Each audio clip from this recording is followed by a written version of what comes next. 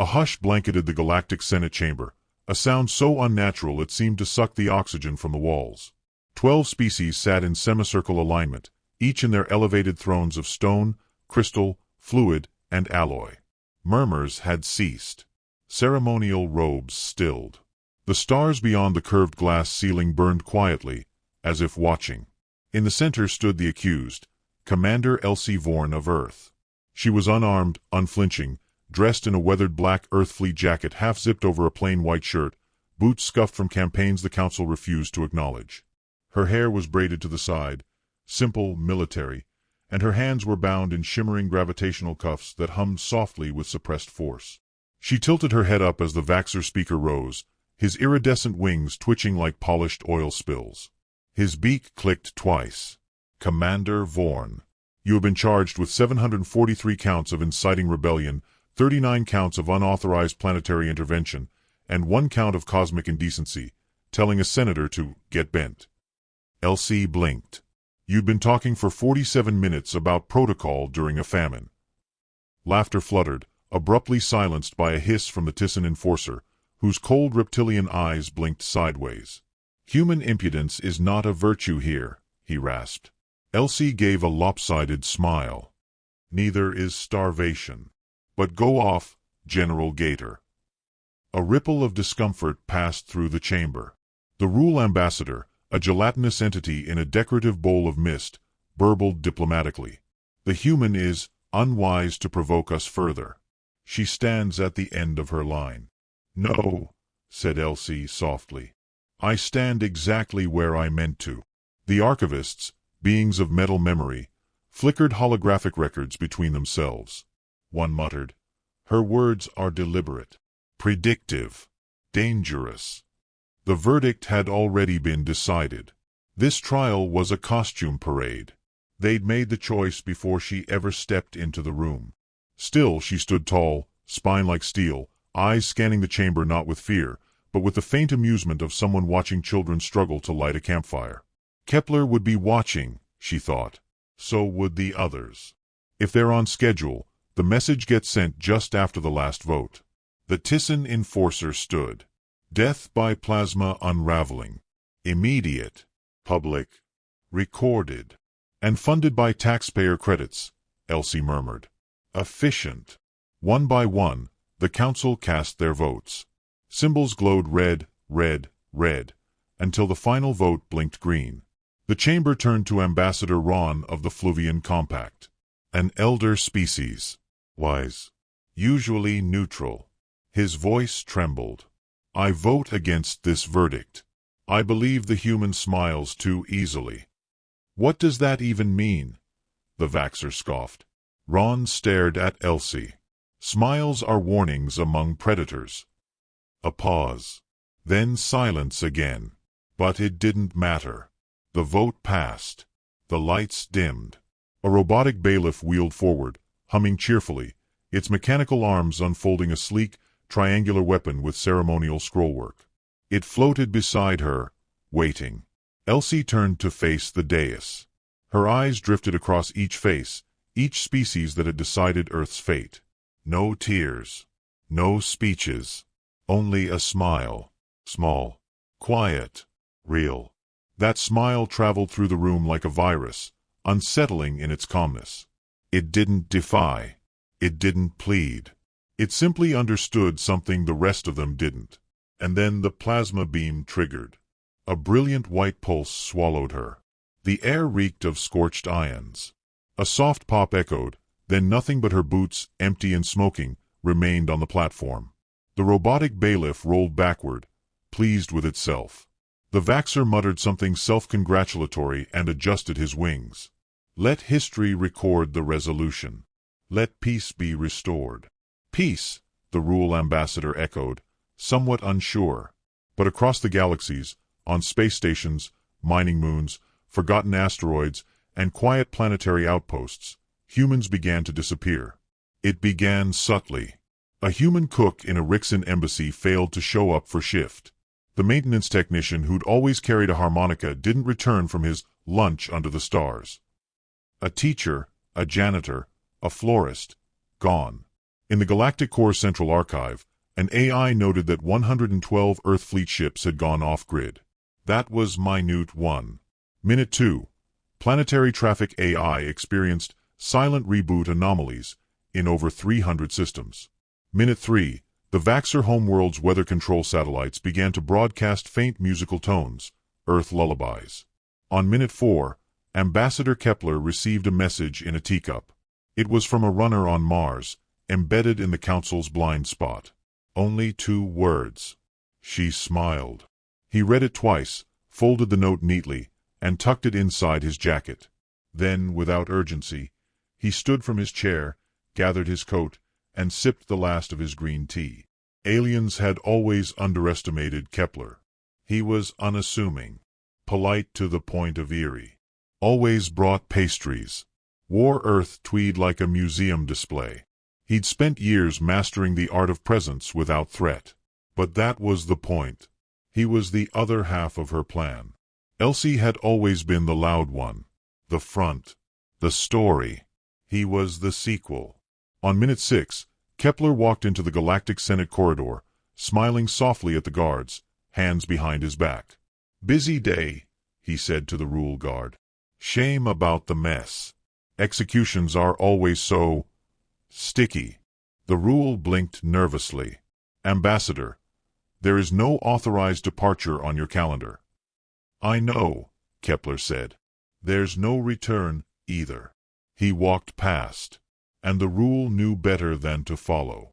Minute 8. A cargo drone that had been orbiting the Tisan capital for 15 years exploded mid-transmission, broadcasting only a laughing child's voice in English, looping once, "Ready or not, here we come." Minute 10. 12 archivist servers collapsed simultaneously, each replaced by a single repeating phrase etched in digital stone, "Remember Elsie." The Senate tried to regroup, tried to calm, tried to send diplomatic channels to Earth. They got only static. Or rather, music. Human music. Harmonicas. Choirs. A woman's voice singing softly, off-key, but warm.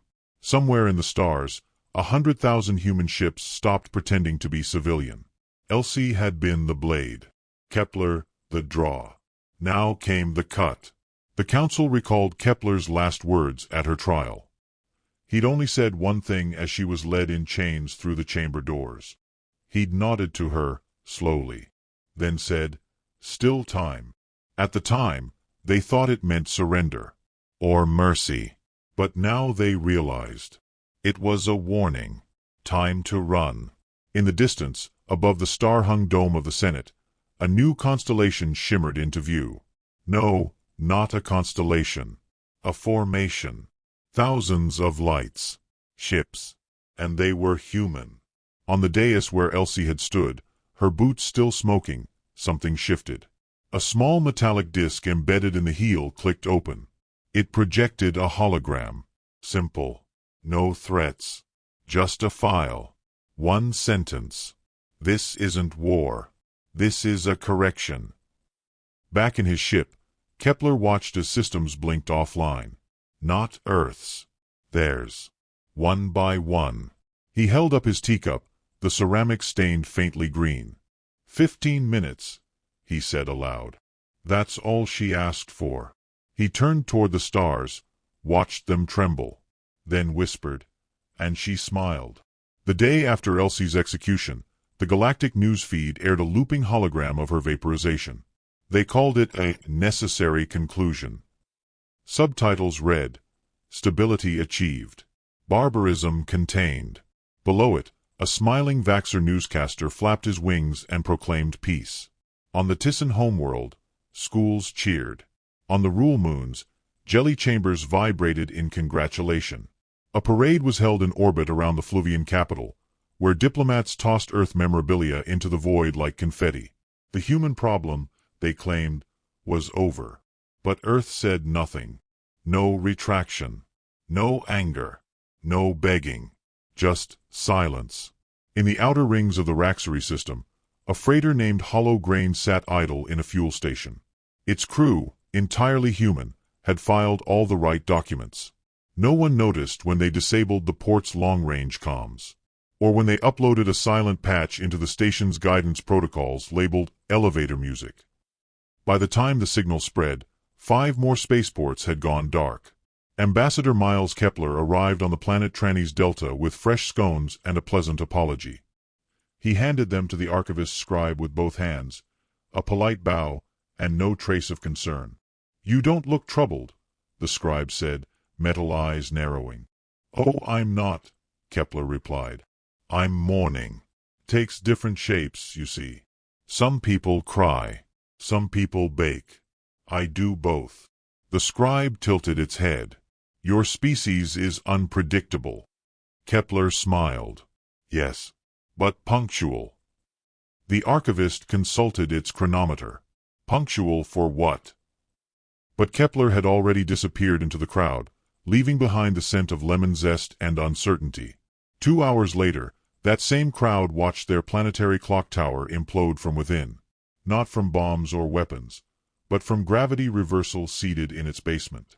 A trick of physics and time, installed by a human plumber 7 years ago.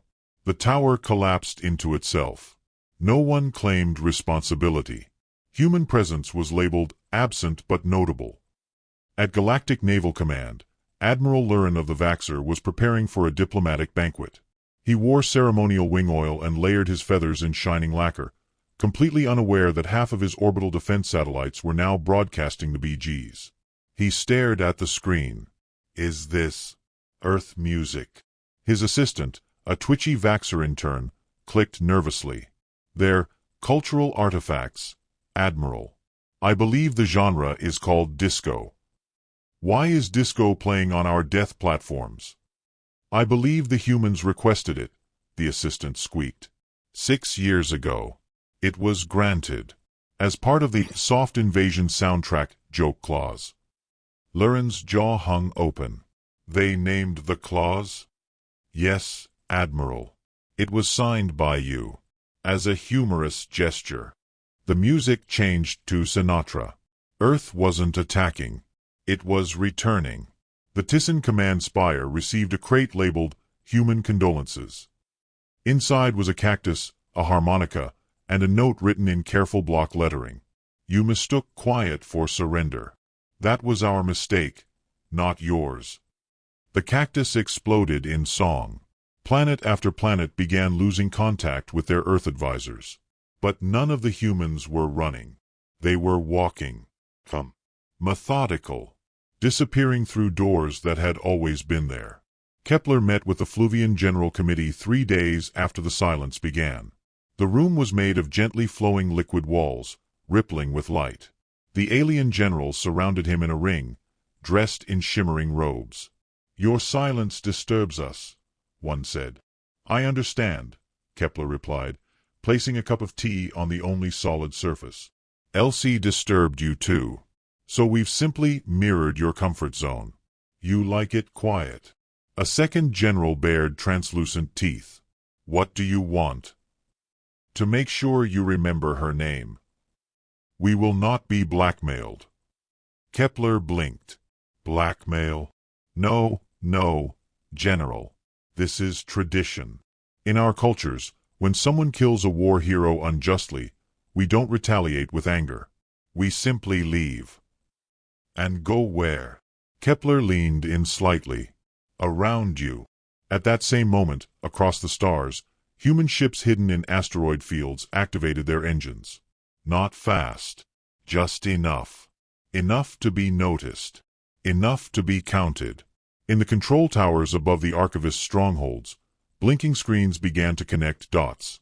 Ships disappeared years ago, now reappearing. Always near fuel stations, relay stations, sensor blind spots. "Why didn't we see this?" one archivist whispered. "Because they weren't cloaked," another replied, horror rising.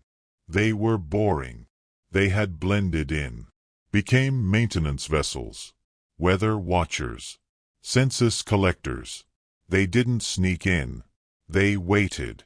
Back on Tranny's Delta, Kepler stood in a cafe, stirring sugar into a cup of jet-black coffee.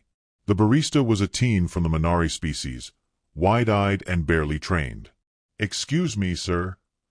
the barista asked. "Are you really from Earth?" Kepler smiled.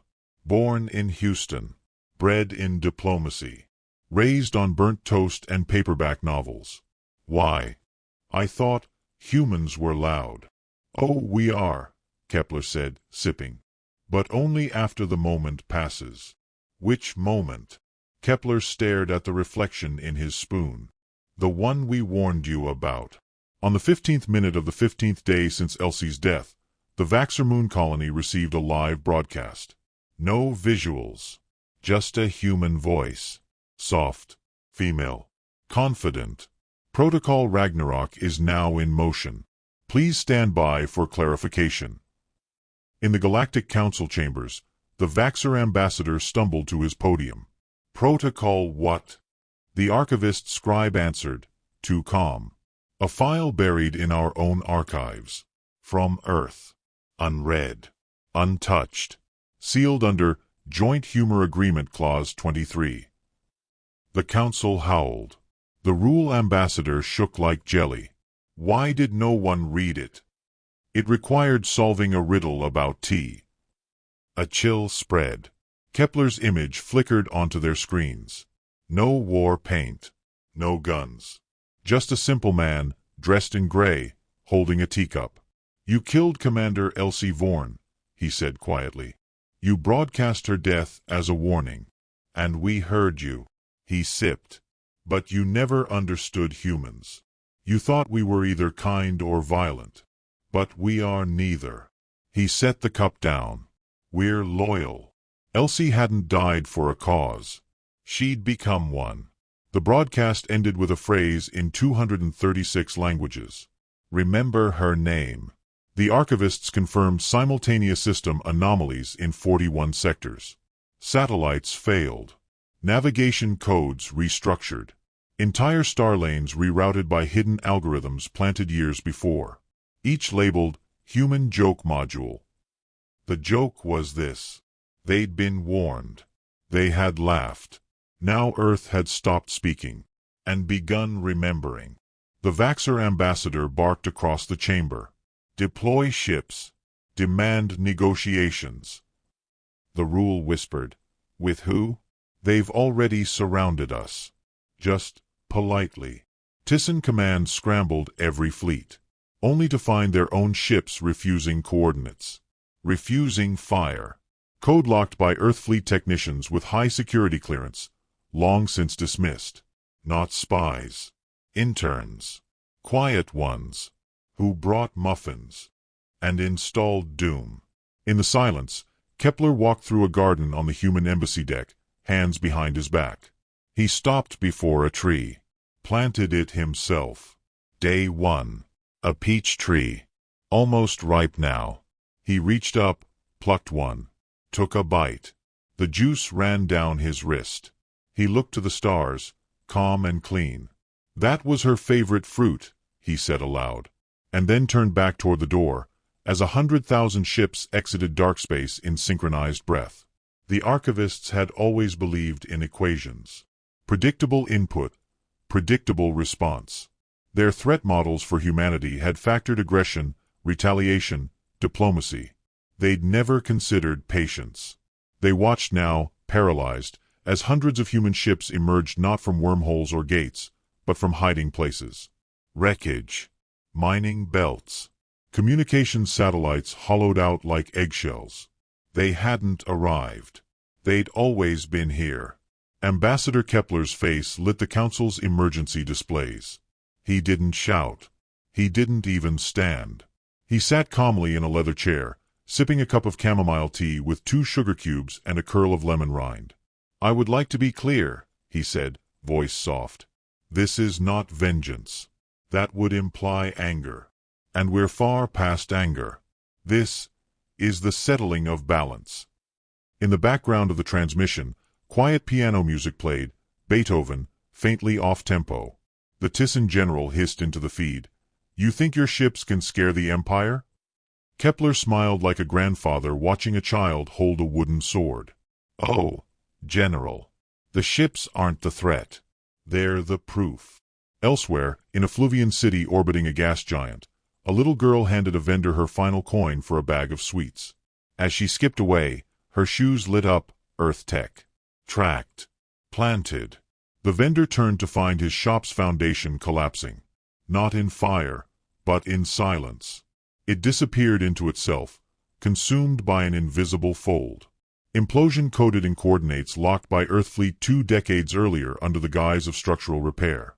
On the Vaxxer agricultural moon, a drone sprayed fertilizer over amber fields. The drone had been purchased for cheap by an alien noble, impressed by human simplicity. It had been counting. Every pass. Every metric. Every time the noble beat his human staff. That morning, it stopped spraying. It started transmitting. Footage. Locations. Names. The noble's face was plastered across every local screen, overlaid with a single phrase. We remember. Across the stars, ships once thought defunct came to life. Not sleek war cruisers, but utility freighters, antique long haulers, disguised tugs. Every one of them repurposed to fire only once. But once was enough. The humans hadn't built weapons. They'd made everything into one. Kepler's voice returned, this time through civilian feeds. You turned a teacher into a felon, called a mother a traitor, labeled a humanitarian a rebel. You thought you were making examples. He paused. But we had names for them before you rewrote their files. We remembered their stories, their quirks, the way Elsie used to hum while reloading. He took another sip. The spoon in his cup chimed. You made them criminals, he whispered. We made them triggers. At a border checkpoint near the Minari systems, a cargo inspector named Lala, a human in her 60s, asked to take her break early. She left a plate of cookies for her co-workers. The cookies were encoded with microtech resonance loops. When bitten, they released viral memory fractals into every security AI at the station. Not malware. Memories. Footage of Earth medics helping alien civilians. Earth engineers rebuilding bridges after alien shelling. Children playing in bombed-out fields, laughing. The Minari system shut down all military operations within the hour. Not because it was under threat. Because it was ashamed. In the Fluvian Inner Council, a debate erupted. Half the chamber wanted to resist. The other half, younger, had grown up watching human culture. Films, books, even recipes. They remembered Elsie not as a soldier but as a symbol. She read to orphans after battles, one whispered. She sent seeds to colony worlds. She built more than she destroyed. The motion passed. They defected. One council, gone. Just like that. The archivists warned that psychological collapse was now the greatest threat, not human weapons. Human stories. And still Earth said nothing. Its fleets remained in orbit. Not firing. Not moving. Just present. Ambassador Kepler walked calmly into a detention chamber once used for difficult Earth delegates. He ran a finger over the scratch marks in the wall. Read them aloud. Jules, Lori, Mace, Nora. He turned to the rule technician beside him. This was your idea of containment? They broke protocol. Staged uprisings. Kepler gave him a long, slow look. They danced. The rule shifted uncomfortably in his fluid, eyes quivering. They played jazz in your war councils. Cooked noodles on your tactical maps. Wore Halloween costumes to your funeral rites. He stepped forward, voice like steel wrapped in honey. We tried to be friends. And failed, the rule hissed. No, Kepler said, gaze steady. You failed. Back in the council chamber, panic had turned to rage. Why won't they talk? One Vaxxer screamed. Why won't they negotiate? Because, the rule elder whispered, we never earned the conversation. In a long-forgotten prison moon, a door slid open to reveal a single cell. Inside sat a woman. Elsie's sister. No rank. No badge. Just a nurse who had been taken hostage years ago after speaking out. Left to rot. She stood, smiled, and walked out. She'd known the day would come. She'd prepared her patients in secret, leaving behind journals, poems, coded in lullabies. She had told them, "When they remember us, they will return. And when they return, we won't need to fight. We'll just be seen." The council demanded a statement from Kepler. He delivered one, live, across every screen, from a garden. He wore no uniform, just a dark wool coat, wind in his hair. "I'm not here to offer terms. I'm here to remind you that every insult you buried in the footnotes of history had a name attached to it. And we kept every one of them." He knelt beside a tree. Peach blossoms fell into his hand. He held one up. This was Elsie's tree. She planted it on the day she signed her first peace treaty. He looked up. "And you burned her name." He stood slowly, face lit by the golden dusk. "But you forgot something." The cameras panned out, revealing the stars. One by one, lights blinked into shape. Not ships, not drones. Satellites. Millions of them. Everywhere. Watching. Recording. Streaming. Kepler whispered, "We made weapons out of memory. And we gave them eyes." Then the screen went black. Not a threat. A promise. And far above the galactic core, a message repeated silently on every station's emergency beacon. "We had names. You made them weapons." The skies above the galactic core shimmered like they always had, stars blinking in different light over 100 species who had convinced themselves they ran the map. But now, the map was bleeding at the edges. It started with silence. No declaration, no scream of defiance. Just withdrawal. Earth transmissions ceased. Diplomatic signals were ignored. Every colony, embassy, outpost shuttered without warning. And then came the shape of the thing. Ships that had no designation, vessels that carried no flags, just presence. Human presence. The council sent fleets. They vanished. The council sent diplomats. They returned changed, speaking more softly, walking with eyes that didn't quite meet anyone else's.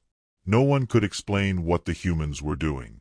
They weren't attacking, they weren't invading, but somehow everything was falling. General Ceylon of the Tisan Empire stood before his war room. His claws dug into the edge of the control table, watching helplessly as sector after sector went dark. "This is psychological warfare," he spat. "They're trying to break our morale." "No, sir," one of his aides whispered, pale. "They're reminding us." Ceylon turned. "Of what?" The aide didn't answer. But outside, on the rim of the horizon, a human vessel hovered just above visibility. Its lights dim, its signal unarmed. It had been there for 5 days. Not moving. Not leaving. Just watching. And in every occupied system, a message scrolled across emergency broadcasts. "You killed Elsie. We buried your certainty." Elsie's name had become more than a ghost. It had become a lens. Every atrocity against humanity, every slight passed off as diplomatic necessity, now relit in memory through her smile. Through what it had cost to make her kneel. Through what it meant that she had let them do it. In the heart of a glacier moon once used as a penal colony, an ancient system blinked back to life. It was a memorial site, barely remembered, carved by Earth's own refugees decades ago. It projected her final image now, standing tall in the council chamber, just before the beam had hit. That smile. No defiance. No cruelty. Just certainty. Ambassador Kepler stood within the Earth Fleet Nexus, the oldest human ship still active. It was held together more by reverence than rivets. Around him, lieutenants, analysts, and old soldiers watched the screens in reverent silence. "They're sending envoys again," one officer said. "They want terms." Kepler folded his hands behind his back. "They want forgiveness without memory. That's not how we work." Outside, the fleet was waiting. Thousands of vessels, patient as statues. Every model. Every class. Civilian converted cargo ships beside antique destroyers and diplomatic transports converted into medical dreadnoughts. Each ship bore a name. Elsie's students. Her friends. Her rivals. Her crew.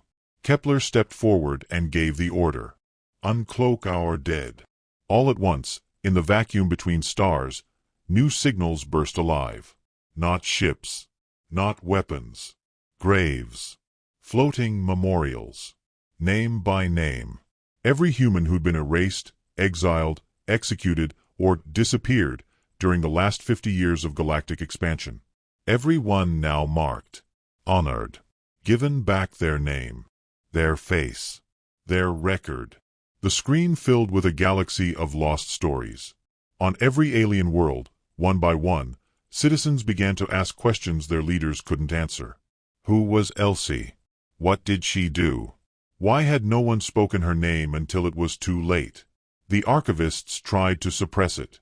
They failed. 1,000 alien students rewrote their own textbooks overnight. One simply added a note to the first chapter of galactic history.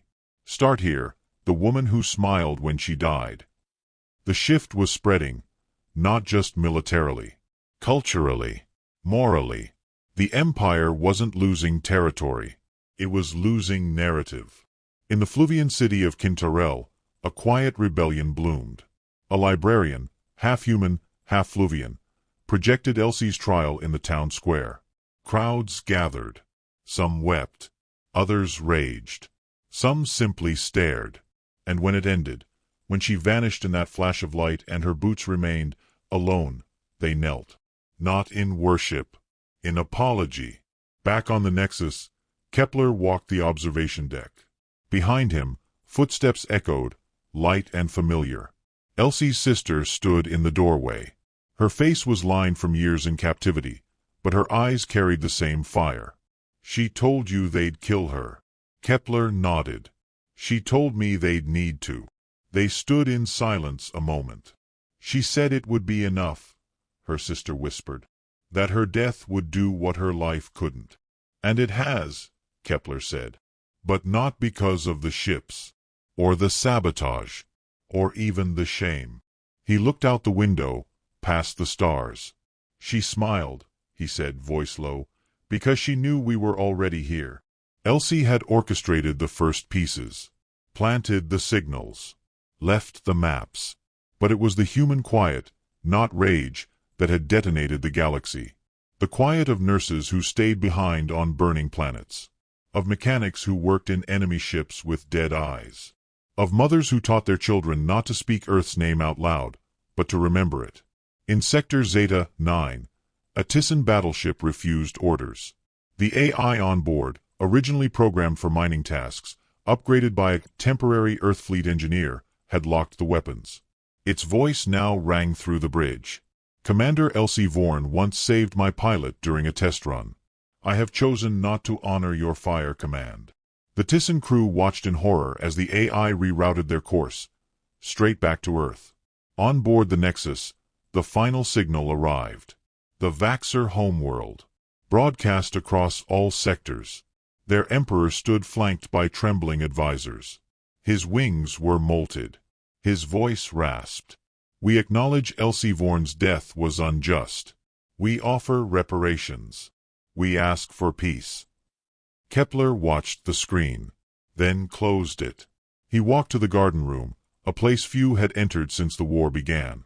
The peach tree was blooming. Underneath it sat a small metal box. Elsie's. He opened it. Inside, a harmonica, a sketch of a star map, and one final message. Text only. If they ever say my name, Miles, make sure it means something. Not victory, not fear, just truth. He held the harmonica to his lips and played the first notes of her favorite tune. It was slightly out of tune, raw, real. And across the fleet, thousands of human vessels picked up the signal. No commands, no formation, just music. And somehow, the Empire understood. This was the end of the war. Because there was nothing left to conquer. They had already lost the one thing humans valued more than land. Story. Back on the Fluvian capital, a child asked her teacher, what did the humans want? The teacher, old and tired, said, not to be erased. And now? The teacher smiled. Now, We remember. On Earth, in the red sand canyons of New Arizona, an old man stood at a gravestone. Elsie's. No weapons. No flags. Just flowers. He whispered. They finally said your name. And far above him, in orbit, the last human satellite in deep core rotation activated its final beacon. A single word, transmitted into the void. Elsie.